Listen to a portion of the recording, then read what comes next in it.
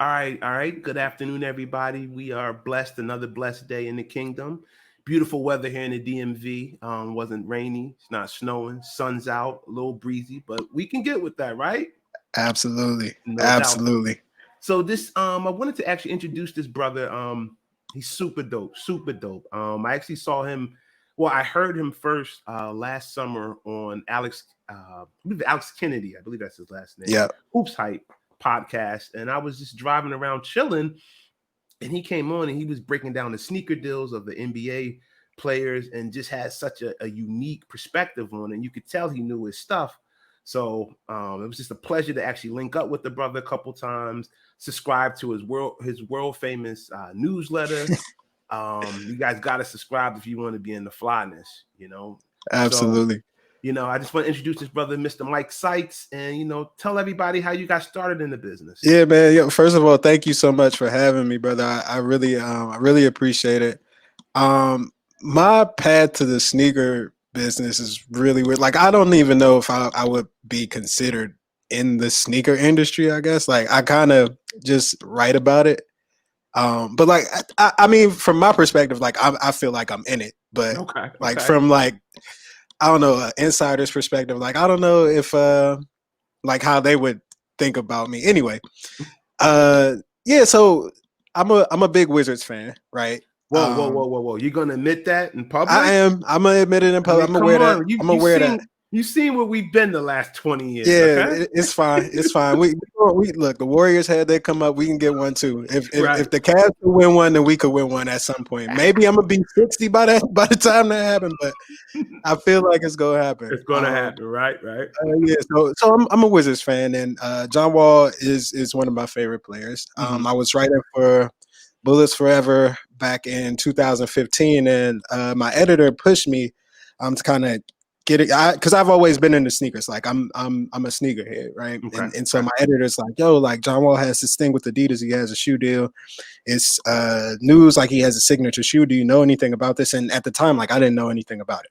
Hmm. So I kind of just dove in on it, followed it for a while, started writing about it there, kind of sparingly, and then like as I started to cover the NBA more and more, started to go to games and things like that, I would actually just go to players and ask them about their contracts, about deals, about how they felt about different brands in the NBA, and eventually like just covering John Wall's deal, like it kind of turned into this whole thing where like I'm just writing about sneaker culture and Right. Right. outside of the NBA, and it kind of blossomed into that. And so yeah, here I am, like just trying to apply that sixth sense to this newsletter. No, no, I love it, man. And that's a really big part of the NBA was the sneaker side. Of course, we all grew up in the Jordan era, Right. and he created a whole new, like, yes, it was sneakers before him. Yes, Kareem had this, and Dr. J had that, and the Bird had the black joints, and Magic had the Laker colors. But Jordan, he took this shit to like a killer degree that Yeah. still, you can probably even say he still hasn't even been caught. Yeah. Honestly, it's nothing like there's nothing like Jordan. I don't think there'll be anything like Jordan, Right, right. honestly, for a while. It's just too hard. And then today, like when you look at the difference between the shoes back then and the shoes today and the way that they're made, like shoes today perform a lot better, but they look a lot worse because of that technology. And Exactly. so I just feel like Jordan kind of like you get the one of a kind special athlete, you put him with that one of a kind special company. It's really hard to replicate that. Yeah, and the times have changed. Yeah, The world has changed. Shit, the world's changed in the 7 months of this pandemic. So, absolutely. from Absolutely. 84 to now, it's changed crazy. So, but one of the stories that I really wanted to holler at you about was the Supreme purchase by VF Corporation. Yeah. Now, of course, your newsletter went over today, and everyone is going to subscribe to that because it's the serious truth right there. So I was doing some back research on VF Corp. Now, these guys own North Face, Nautica. I think they divested from Nautica, but they owned Nautica for a time. Vans, Timberland, and Dickies. And I'm thinking, damn, like, is there a more hip hop company than this? Right. Yeah. That's the thing. Like they own a lot of the brands that we give our money to. Like, I mean, to put it bluntly, like we give a lot of money to Timberland, to Vans, like you said, to Nautica, like just the amount of dollars from the hip hop community, from the Black community that go to this company, is insane. And then like you think about what Supreme adds now, right? Right. You kind of go into that, and they bought Supreme for $2.1 billion, which obviously like is a lot of money. Okay. It's really a drop in the bucket for VF. I think right now, their revenue, all their companies put together, I think I read is around $8 billion a year, which is it's a lot of money. Insane. So yeah, it's that the 2.1 billion is a drop in the bucket, but they're also expecting to make that back. Like they think that eventually Supreme itself will be able to turn over $1 billion in revenue for them at some point. Right now it's doing it's projected to do rather in January 500 million, which will be halfway there. In 2017 that was 250 million. So wow. So in less than 3 years they've doubled up? Yep, in less than 3 years, they have doubled up, and it Supreme is weird because it started as like this niche skateboard company in New York, right? And it was a really underground thing that just like they did weird shit just to do it, right? Okay. And then it kind of grows and blossoms by not like this big marketing plan, but really word of mouth, guerrilla marketing, right? It literally is just growing from people seeing the wild stuff that they do, like the Supreme brick, and saying, yo, this company's crazy. They go there and then they see all this other stuff and they're like, yo, like some of this stuff is actually really dope. And then like on top of that, it became a collector's item for people. So like people would buy this brick just to say that they have it. Like they put that brick in their Supreme trophy case or whatever. And so you take that strategy if you're Supreme and you build on it and you get to this point that they're at now. And the biggest concern that most people have with the purchase is that thing that made Supreme cool. Right. The way now it is, corporate. You're right. It's corporate. Corny. They big time now. It's not even that because Supreme's been corny, right? Like when we see like the people on like YouTube, like the little 15-year-old white kids who are like huge Travis Scott fans and are wearing like the Supreme belt and the Louis V stuff, like that's corny, but it still sells, and Supreme still is cool, right? In its own Supreme way. But the thing is that like what made Supreme cool was the fact that it was hard to get, the fact that it was exclusive, the fact that, you know, you don't just walk out on the street and see somebody in a box logo tee. As simple as that t-shirt looks, you don't just find that everywhere. Right. Exclusivity really, yeah, no doubt. Yeah. So the thinking is that if VF Corp is going to make this $2.1 billion back in the span of, you know, 5 to 10 years, in which I'm sure that is the point where they expect to make it back, especially at the pace that it's going right now, then they have to figure out a way to do that. And the first way that comes to mind for people is always going to be producing more of a thing. Sure. Right. Sure. Like you can't, it's really hard to continue to make a profit after a huge investment when you're only releasing a limited amount of supply. Like just for example, like Yeezy, right? Like it used to be in 2015 when it was like extremely hard to get and just like really cool. Like that was the prize for people. Like people wanted the Yeezy 350 V1s, right? Or the 750 Boost. But as Yeezy and Kanye moved forward, Yeezy became like, Kanye's always had this vision of making Yeezy accessible to people. And yeah, like that seems like like that's a nice thing, right? Like you always want people to be able to buy the products that they want, to get the things that they want or whatever. Like you want to see the random mom on the street be able to get her kid a pair of Yeezys for Christmas or whatever. But at the same time, there is a financial incentive to do something like that, because the more you produce of a thing, the more money you should make off of it. And that's what ended up happening with Yeezy. Like now we have we still got the rare Yeezys, like you still can't really get the 750s like that and or the 700s, and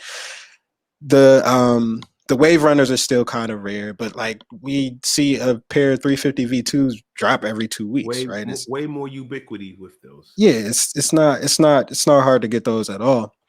And so that's kind of what people are thinking is going to happen with Supreme. We don't know if that's going to be the case or not. So in a sense, the people kind of don't want it to blow up. Even though it's blown up, right. They don't want it to be, like you said, they don't want your dad wearing a Supreme dad shirt or a hat. Like, Dad, go back inside, put that away. You don't want you wearing that. Yeah, that's a great example. That's a great example. Yeah, and it's weird, right? Because like this is always how I get with my hip hop artists, right? Like I'm always like I'm the hipster, the backpacker who like wants to keep the dude to myself, or to the rapper to myself. Like I don't want nobody to know about this dude that spits this hard. Like I want to be able to be the person to get people hip to this. You want that to be your little secret, for lack of a better term. No, 100%. Hip hop is very like that, where we feel an ownership to them, right? And like when they do blow up, we almost like diss him, like, yo, I don't want to deal with him no more because he blew up. Like, God forbid he blew up. And that was almost the way, like, the last artist that was like that. I mean, you got like Wale, J. Cole, right? But even before that, like 50, before he, blew up with in the club and all that, and he just had the mixtapes, or even before that, the joints with Nas. Remember the Too Hot? Like he had a couple joints with Nas, and we was all feeling them. And then when he blows up, you're almost like, oh shit, the rest of the world gonna know about him now too. Yeah, that's exactly what it is.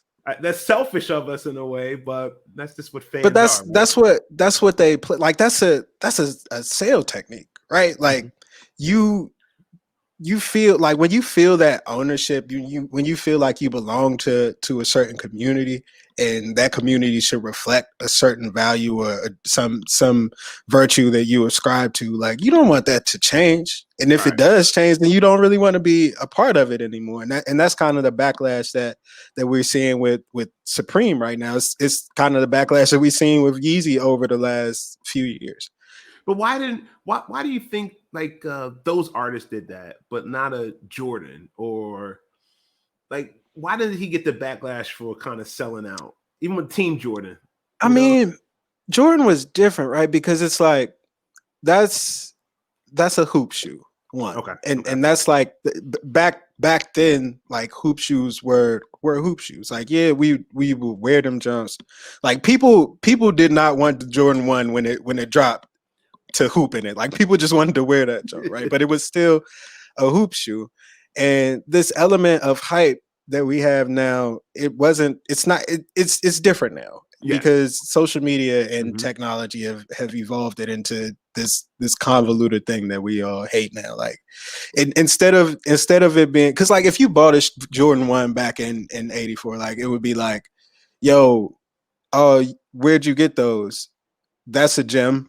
Now it's like we all chasing the same Jordan 1, and like it's just ridiculous. That game has just been crazy. But getting back to the Supreme thing, let me ask you a question. What happened to Babes? Because Babes were the shit back in like 04, 05. It's still around.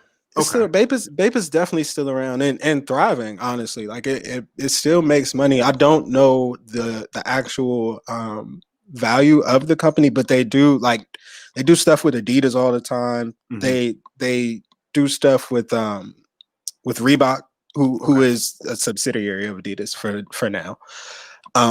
Bape is definitely still around. It's less prevalent, I think, because it doesn't have the same shock value that it did when the Bape stuff dropped back in what was that? It might be like Oh, 04, yeah, 03, right? 04, 03, 04. Yeah, the Babester was My like, buddy was like buying them. He went to Japan and he brought a pair back from there. mm-hmm.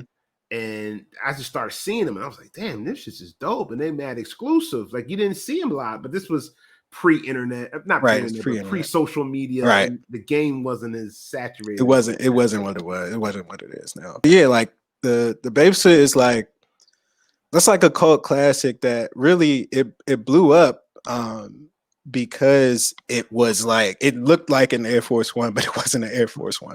You're right. Right. Like it was a blatant copy of the Air Force One intentionally, because Air Force Ones are actually really big over in Japan. Okay. That's like that's a cult classic shoe, even more so than it is over here.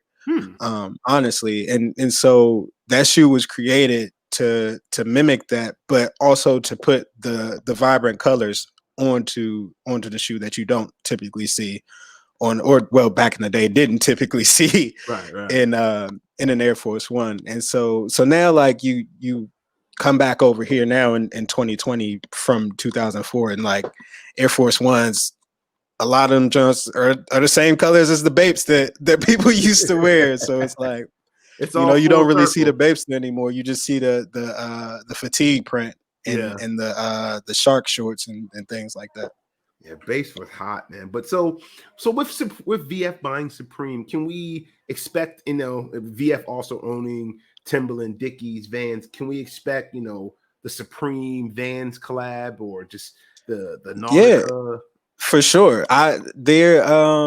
Supreme has done things with Vans before, and they actually just dropped a earlier this week, actually, like shortly after the deal was done. They had a Timberland boot that just dropped. Saw that. That just dropped yesterday. It just dropped yesterday. So corny. That shit look corny, on Thursday. Yeah, I would never wear it, but somebody's gonna buy it though, because it's Supreme. Hey, and that's it. All you want to throw a couple things on the wall, see what sticks. Yeah. Someone want to someone want to pay $250 for them. Be my guest, yo. Yeah, be my guest. Yeah. But so this Supreme saturation, we could be seeing that moving forward. Yeah, we could, but we might not though. Like I'm kind of just in wait and see mode with this, and I feel like I say that all the time, but that's like, a smart businessman. Yeah, no, I mean, like we honestly don't know. Like you don't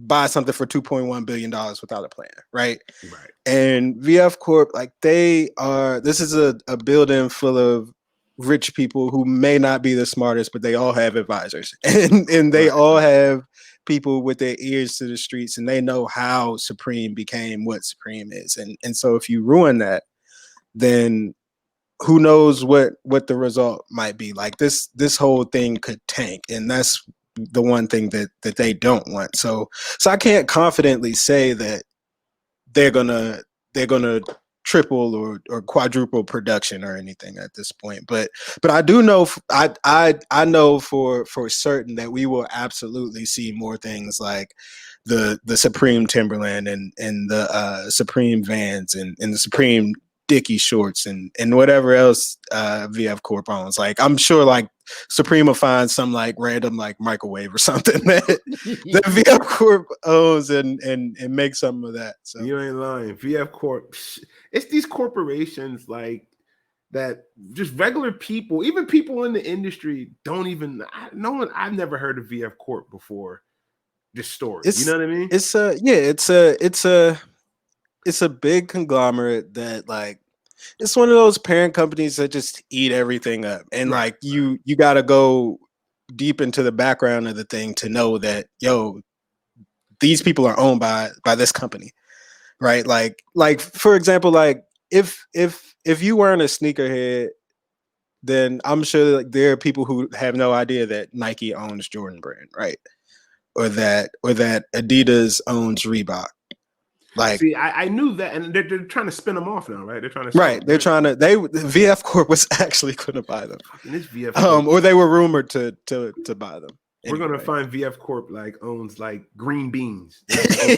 All of them. Like every green bean. We thought it was the Jolly Green Giant. Nah, it's VF Corp, It's right? VF Corp. It's VF Corp, buddy. That is crazy. That's insane. But you know what? So let's move on from the Supreme thing, and we'll see how that turns out. Like you say, the wait and see approach always works, right?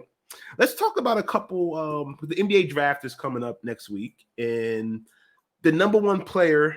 I don't know. I didn't say he was the best player. I said the number one player as far as popularity is LaMelo Ball. He might be the best player too. I'm a huge fan, but you're going to have some cats push back on you, and they'll be like, oh, this is the worst draft ever. And they say that every year. Because they literally, if a draft doesn't have a LeBron. If it don't got Zion or LeBron or somebody right. like that, then they're going to say it's a bad draft. But I mean, you gotta let the kids hoop, man. I agree, and you just don't know when that gym is. Like, what did Greek Freak go 9? It was like 13 for something like that. You don't know Harden going 4th. Now we're looking at he's a back-to-back MVP. It's a weird thing. You can't pick it out. You can't. So Melo Ball, he signed a deal with Puma, right? Yeah, and so did Kyle Kuzma. Yeah. Tell me what is your take on those deals with Puma, and how is Puma? I know what Jay brought them a couple years ago. He's the brand coordinator or something. Yeah, I mean, basically, like I think he's like the vice president, the creative director, something like some weird title. Okay, so how is that brand doing, and what's your forecasting for Kuzma and Melo Ball shoe?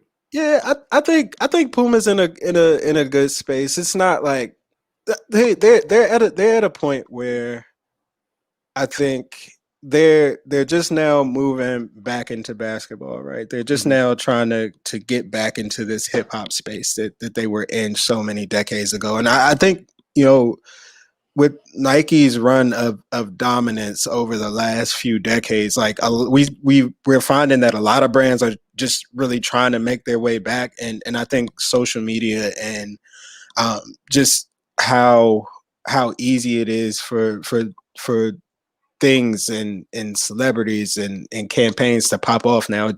They're just now kind of making their headway back into this thing. And I think Puma is one of those brands.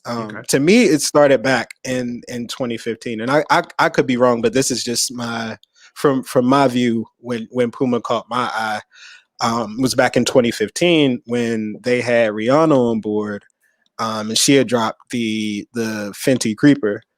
And that was like the first foray into design that I had seen from Rihanna, and it was also one of the best shoes, in my opinion, to drop that year from just the standpoint of design and kind of the sheer novelty of it, for it to be basically like a platform version of the Clyde that the Puma has. I thought that was just super creative. Yeah, Rihanna, she's super dope, man. Yeah, she's super dope, man. She's super dope. Super dope. She all super dope, fine, like all of it. just great. Rihanna is dope. Shout out to Rihanna. Yeah, Rihanna, come on the show. We need to come on the show, Rihanna, please. So after her, the Fenty Creeper, you thought Puma was like, all right, let's get back in the game a little bit. Yeah, so like from there, I thought Puma was like, that's when like 2 years later, like you see them making the move with Hove and bringing him on board. You see them signing the 1 and 2 draft picks in the 2017 NBA draft, and that brings us to here, to this point that we're at now. Where like I feel like Puma is they are doing things right to me. Like I feel like they've had sort of a quiet year, but like especially for this year, like a quiet year is fine because of everything that's going on with the pandemic. Unless you're Amazon or Zoom, everyone's been quiet. Everybody's been quiet, and that's okay. But I think Puma, from a sports perspective, with LaMelo Ball and Kyle Kuzma, like they are trying to find that niche for them that doesn't exactly sit with a signature basketball sneaker, but also allows them to kind of tap into the same culture that a signature basketball sneaker would allow you to do.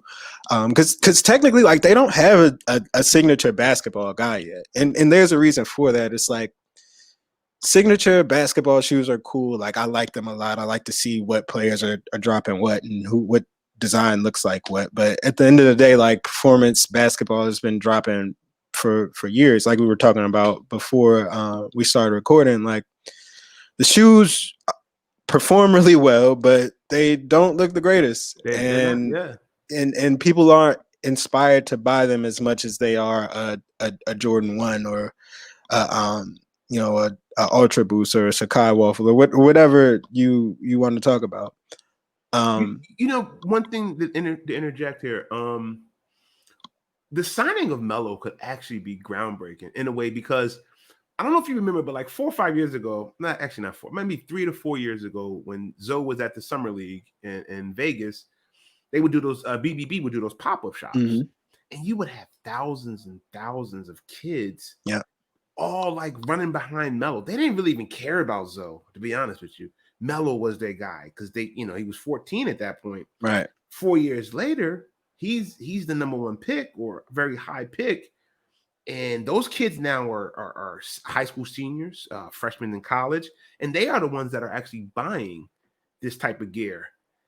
I think it's a slam dunk. I really do. I think. Yeah, I'm with you. Like there's no downside to signing this kid because from a sneaker brand's perspective, like he's already kind of been through the thing with Big Baller Brand, and like as difficult as that was, there's really nothing that you could throw at him that he hasn't seen from a brand perspective. Like what he's going through now with Puma is probably way easier.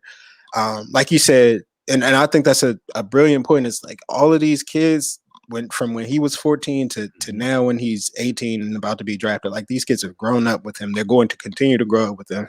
He's still their favorite player, regardless of if he's better than like LeBron James or not. Like exactly. It's really not even the point of him being better. This is my guy. I grew up with him. Right.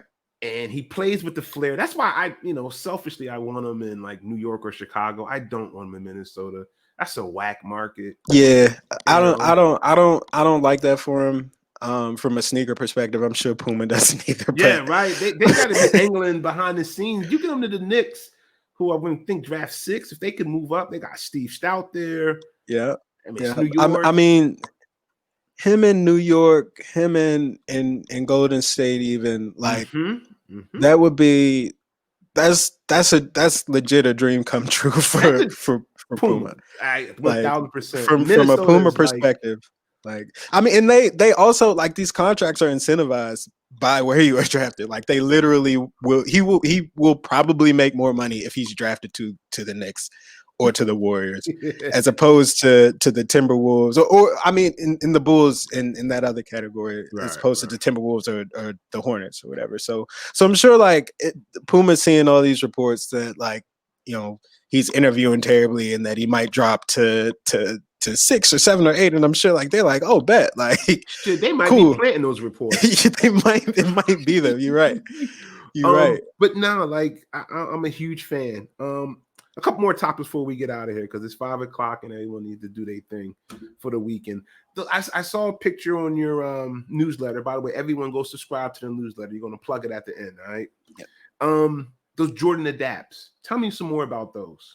Man, that shoe is so crazy to me. Like all right, so the Jordan Adapt was revealed on Wednesday. Yeah, it was revealed on Wednesday, and it's basically a Jordan 11 with the same technology that we saw in the Adapt BB 2.0 and the original Nike Adapt BB, which is like an auto lacing basketball shoe. And so like we have now auto lacing technology in a classic Jordan model, which is so crazy to me because like I never thought like that. It never occurred to me that like this would ever be a thing, and it's just weird because like on one hand like it looks cool, like I like the look of it, it looks sick, but it's a Jordan 11, like that's a classic shoe. Me personally, like I'm a big lace guy. Like I love shoelaces. Like if I could take them out, swap them, mix them up, I'm gonna do it. this don't come with laces. It still looks cool, but I'm not. I have no interest in buying that. Yeah, Like, the practicality aspect of it is like, yeah, like I don't. how Nah, much? What's their retailing? What are they they retailing? don't have a price yet, but I'm sure it's not going to be less than $500 500. I'm retail. about to say, yeah, that sounds about right with the 500. Yeah, so Yeah. I don't know, man. It's weird, and like to me, I feel like, and should probably write about this at some point, but the Adapt Tech, I feel like it should be reserved for functionality and like athletics or some type of. It should have purpose. It shouldn't be in a lifestyle shoe that I'm just wearing out on the street. Like, Right. I'm gonna have on these auto lacing shoes for what? Going to the club? Like, I'm not. You know what I mean? I just went to the, I I'm just not went to about to get Harris a Teeter. pop. Like I didn't need to. like like what? Like, come on, like nah. I'm no. That's not for me. And I'm just not wearing $500 shoes to the club. Like, no. No shit. Whenever we can go back I'm about to outside, say, like what that club ain't. are you at? Because they ain't even open. Yeah, whenever we go back outside, I'm not. No, absolutely not. But it's cool though. Like I like it. I like it. Yeah, and someone's like you said, someone's gonna buy them. A lot of Somebody's people gonna gonna buy buy it. them. Somebody's gonna buy it. Oh man, this is a dope conversation, bro. I'm gonna get you out of here though in the next few. All right, real quick. Out of the last year, name your top shoe and name your wackest shoe that you saw this year. Man, the top shoe. It's been a lot of good ones, honestly. I'm not gonna pick. I would. I'm a big fan of the dunk, but like the revival of the dunk has also like pissed me off endlessly. So I'm not gonna pick. I'm not gonna pick any of those because I didn't. We're back to that. Our artists and our shoes are like, we Yeah, own them. yeah, Like, these yep. are That's babies. exactly what it is. That's exactly what it is. Did you get My, the Dancing Bear ones? The nah, nope. Grateful Dead joints? You didn't get Miss them. those? Man, Miss them. those are kind of dope. Yeah, no, I liked them a lot. I've liked a lot of these dunks a lot. Like I like the chunky dunkies. I like the Grateful Deads. I actually got the Ray Guns, which is probably been my favorite shoe over the last year that I have. Damn, favorite shoe. I'm gonna have the one that keeps coming to mind, and it's probably because I'm so mad that I didn't get it, is the Bread 4. Like over the last year, like the 4, every time I see a Jordan 4, I'm like, yo, like I just need more of these. Like I have the cool grays, I have the PSGs, but I'm pissed that I didn't get the Bread 4s because like I could run those into the ground and they would still look amazing. That's fly, flavorful, had the functionality, but it had the everyday lifestyle use. Yeah. Those are just classic. Those are classic, man. Those are classic. In the last year, like that's the shoe that I am just beating myself up about the most. And it's probably because like it was so accessible. It was available. It was right there. I could have had it. I was just like, I was lazy. Like I didn't want to pick up my phone and buy them. I was like, oh, they probably come back because I saw everybody on the timeline getting them. I'm like, all right, like they'll be back at some point. Never came back. Never got them. Like I'm You're mad about that. Yeah, you see how I am right now. Like you hating right now. I am hating. You're right. All right. Well, okay. What's the wackest shoe to come out this year? That people was like, yo, these is nice. These is dope. And he's like, oh, them shit is kind of whack. I ain't feeling wackest joints. It's been a lot. It's been a lot of joints that have just been pretty bad. But I just could not get down with the one that I really don't like. And it's weird because I just praised the Jordan 4, but them Union 4s are trash, bro. Like I cannot get down with the Union Jordan 4. Like it's the tongue. Is what it is. It's the tongue. It's like it's weird because it has that little Union stitching on it. It has the Air Jordan at the top. It's not like the classic 4 tongue. And then like you can cut it open and flip it up, and then like it kind of looks like the classic 4 tongue, but then it's just like floppy. Yeah. And it's like I just don't like it. I just don't like it. It's fine that people love that shoe, and more power to them because it's not for me. It's just not for me. I hear you, bro. Damn, Mr. Sykes, yo, this is a joy, man. This is a pleasure, man, rapping with you, yo. It's this was fun. Like you said, going through your newsletters and reading them every day, every time they come out Fridays. It's like I know you, but I didn't know you. I know we are from the same area, but Yeah. like this is dope, man. We definitely gotta do this again, man. Yeah, no, absolutely. Definitely had me on again. This was really fun. I just and I'm so glad to hear you say that, because like the biggest thing for me with the newsletter is to build a community of people who, you know, we don't always got to talk about the hype shit and the shit that we can't get. Like, we should also take pride and joy in the stuff that we have and the That's stuff why that is accessible I out there. love when you do the what you wearing today. Send the joints of which send the Yeah, picture of what you're wearing. I love that because that's my favorite part. That's my favorite part, that honestly. adds like you said, like we can always talk about the hype shit we never gonna get. You know what I mean? We are waking up at like 9:50 trying to get our sneaker apps popping, and it's never gonna happen. You know, It ain't gonna work. That's a whole nother conversation we can have, right? But like I love the fact when you say, you know, post what you're wearing, post your kicks what you're wearing, and always get a feedback like, yo, those is dope, those is dope. I like that, Yeah, man. It yeah, adds a real absolutely. personality to it. Absolutely, man. That's the newsletter is, I always say, it's written by me, but it's for everybody else. Like, I just want people to feel like they're a part of this thing that we all are building and all are part of. So I love it. Yo, before we get out of here, I want you to plug everything. What you got going on, what you got new, your Twitter handles, your Facebook, your socials. Go ahead, plug everything. Yeah, so the kicks you wear, man, that's my newsletter. You can subscribe to that at kyw.substack.com. We are this close to 2,000 subscribers. I'm pretty sure by Monday we'll probably be there. Oh, we getting them to 5,000. Let's do it. Let's do it, family. Let's do it. Let's get the 5K. Got a lot of really cool stuff coming up. I'm going to have some merch popping soon, definitely. It's gonna be this year. I'm excited for this year, man. Once we can all go back outside again, I'm definitely doing the meet and greets. Like, this year is gonna be it's gonna be dope, man. Yeah, it's no doubt, dope, no doubt. Yo, Mr. Sykes, it's a pleasure meeting you. It's a pleasure meeting you. Pleasure speaking with you. Continue the great dopeness, the flyness, because we need it. Pandemic or not, we always need to be fly. You can never disrespect the flyness, can you? You can't disrespect it. So that's getting me through. Yes, sir. Yes, sir. Definitely. We'll be peaceful, brother. And thank you so much. All right. Take it easy, fam. Yep.